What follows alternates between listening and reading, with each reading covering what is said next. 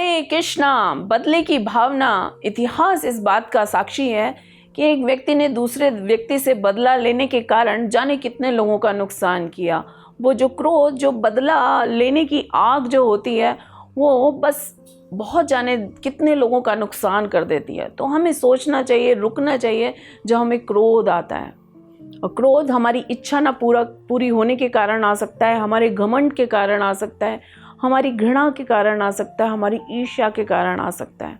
कोई व्यक्ति हमारा थोड़ा सा नुकसान कर जाए, हम उसका इतना ज़्यादा बदला लेते हैं कि उसके परिवार को नुकसान हो जाए, उसके रिश्ते नातों का नुकसान हो जाए, उसके मित्रों का नुकसान हो जाए।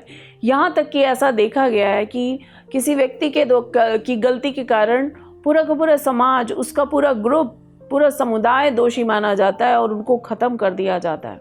ऐसा बहुत बार देखा जाता है। प्रॉपर्टी के कारण एक भाई दूसरे भाई से बदला लेता है और बहुत सारे लोगों को कई बार पूरा के पूरे परिवार की हत्या कर दी जाती है। तो इतना ज़्यादा ये बदले की भावना हमारा नुकसान करती है। हमेशा हमें इससे बचना चाहिए, आत्मसंयमी होना चाहिए। एक बार ध्रुव महाराज की कथा आती है, जब वो अपने भाई को देखने के लिए जंगल में जाते हैं और वहाँ पर देखते हैं कि यक्षों ने उनका वध कर दिया। ध्रुव महाराज क्रोध में यक्षों को मारने लग जाते हैं। जिसने वध किया खाली उसको नहीं, बाकी सारे यक्षों को मारने लग जाते हैं। स्वयंभू मनु आते हैं और ध्रुव महाराज को समझाते हैं कि तुम ऐसा नहीं करना चाहिए, किसी एक की गलती के कारण तुम सबको मारे दे रहे हो और स्वयं यक्षों के राजा कुबेर नाराज़ हो जाएंगे। तब ध्रुव महाराज को रियलाइज़ होता है अपनी गलती का। वो पश्चाताप करते हैं, माफ़ी मांगते हैं कुबेर जी से और इस तरह से वो वहाँ पर उनकी जो बदले की भावना है वहाँ पे शांत की जाती है। ऐसे ही परीक्षित महाराज की कथा आती है। परीक्षित महाराज वन में जाते हैं शिकार करने के लिए और उनको प्यास लगती है। तो प्यास लगती है तो पास में एक ऋषि का आश्रम होता है, शमिक ऋषि का आश्रम। वो वहाँ से जल मांगते हैं, लेकिन ऋषि तपस्या में हैं, ध्यान में हैं, उनका बिल्कुल ध्यान नहीं होता और परीक्षित महाराज बहुत क्रोधित हो जाते हैं और उनके गले में मरा हुआ सांप डाल देते हैं। और वो सांप डालने के कारण क्या होता है, जब वो वापस आते हैं तो जब उनके पुत्र को पता चलता है, वो श्राप दे देता है परीक्षित महाराज को कि 7 दिन में उनकी मृत्यु हो जाएगी। और परीक्षित महाराज को देखिए, उन्होंने कोई बदला नहीं लिया, बदले में वो भी श्राप दे सकते थे, उस श्राप को अस्वीकार कर सकते थे, लेकिन उसका वर्ण किया उन्होंने सोचा यही है मेरा आत्म साक्षात्कार कर लेने का, भगवान की तरफ जाने का, ये मेरे को एक वरदान की तरह मिला है ये श्राप। और वो जाकर भागवतम सुनते हैं, अपने जीवन को सफल बनाते हैं।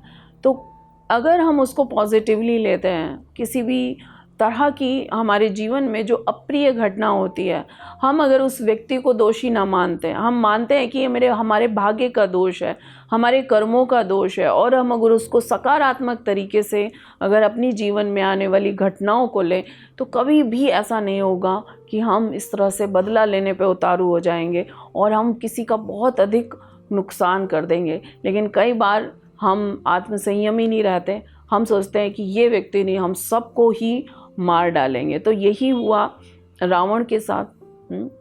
यही उसके कारण कितने लोग मारे गए, उसकी अपनी काम, उसकी अपनी इच्छाओं की पूर्ति के कारण पूरी की पूरी लंका जलकर खाक हो गई, पूरी लंका का ही नुकसान हो गया।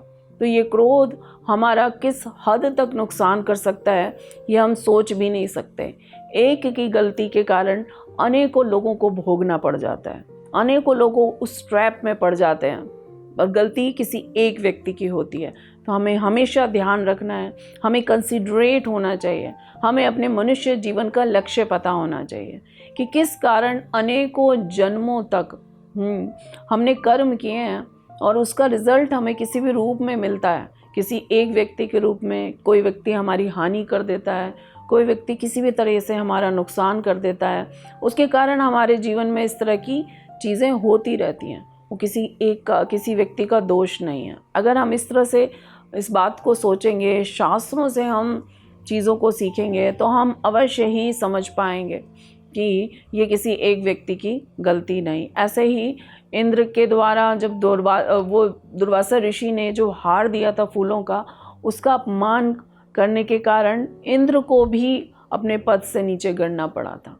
परीक्षित महाराज के बेटे ने जब सुना जन्मेजय ने कि परीक्षित महाराज की ऐसे सांप को काटने के द्वारा मृत्यु हो चुकी है, तो वो भी एकदम क्रोधित हो गया था और उसने यज्ञ किया, सर्प यज्ञ, जिसमें सारे सांपों को उस यज्ञ में मरने लगे थे। सारे सांप ऐसे अट्रैक्ट कर रहा था वो यज्ञ सारे सांपों को, पूरे वर्ल्ड के सांप, पूरे लोगों के सांप आके उस यज्ञ में आहुति देने लगे।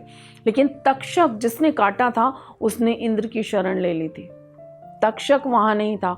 तब जब जन्मेजय को पता चला तक्षक कहाँ है, उसने पूछा, तक्षक तो इंद्रदेव के संरक्षण में था। तो उसने फिर कहा कि सारे इंद्रदेव देवता सारे इसी यज्ञ में आ जाए। तो इंद्रदेव भी अपने पद से गिरने लगे, तक्षक गिरने लगा।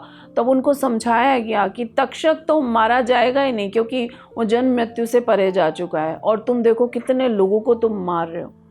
तब जन्मेजय को समझाया गया कि तक्षक तो यहाँ पे है ही नहीं, और तक्षक तो इंद्रदेव की राजधानी में है। तो उन्होंने इंद्रदेव उनको और देवता और तक्षक सबके लिए उन्होंने ऐसे मंत्रों की आहुति दी कि इंद्रदेव भी पद से नीचे गिरने लगे, सब घबराने लग गए। तब जन्मेजय को आके समझाया गया कि आप ऐसा मत करो, अपने पिता के बदला लेने के लिए, उनके अपमान का बदला लेने के लिए तुम इतने लोगों को नहीं मार सकते हो। इससे तुम्हारे को बहुत ज़्यादा तुम्हारे कर्मों के फल आपको मिल जाएंगे, आपकी इतनी ज़्यादा हानि होगी, इतने लोगों का आप नुकसान कर रहे हो। तब जन्मेजय का क्रोध शांत हुआ था और उन्होंने रियलाइज़ भी किया, वो समझ पाए कि उनकी इतनी बड़ी गलती हो गई।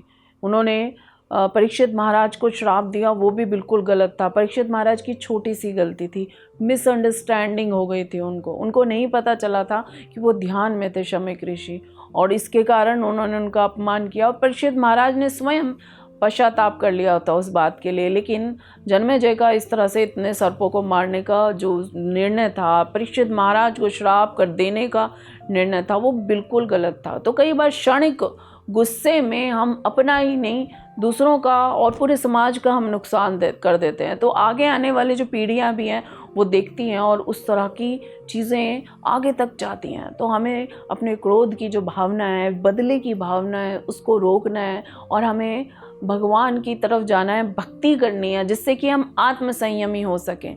भक्ति के अंदर इतनी शक्ति है कि वो व्यक्ति को शांत एकदम रख सकती है, शांत और धीर रख सकती है, क्योंकि भगवान सर्वशक्तिमान है।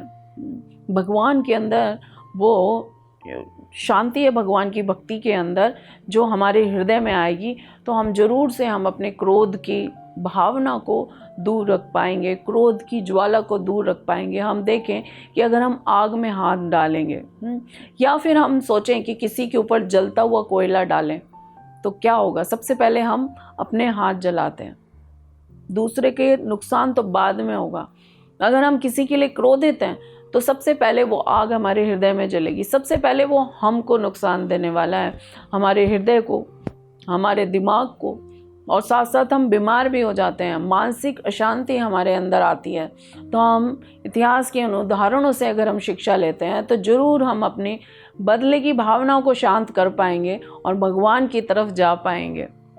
भगवान के पास कौन व्यक्ति जाता है, भगवान की भक्ति कौन करता है और भगवान किसको पसंद करते हैं? तो जो शांत होता है, धीर होता है। तो ज़रूर हमें इस बात का ध्यान रखना है और आगे से अपने जीवन में किसी भी तरह की बदला लेने की जब भावना आए तो ज़रूर हम इस बात का ध्यान रखें। हरे कृष्णा। ऐसे ही और भक्तिमय कार्यक्रमों के लिए देखिए हरे कृष्णा टेलीविजन, और इसे प्राप्त करने के लिए आप अपने केबल अथवा DTH ऑपरेटर से संपर्क करें तथा और अधिक जानकारी के लिए आज ही डायल करें 7666 839 839।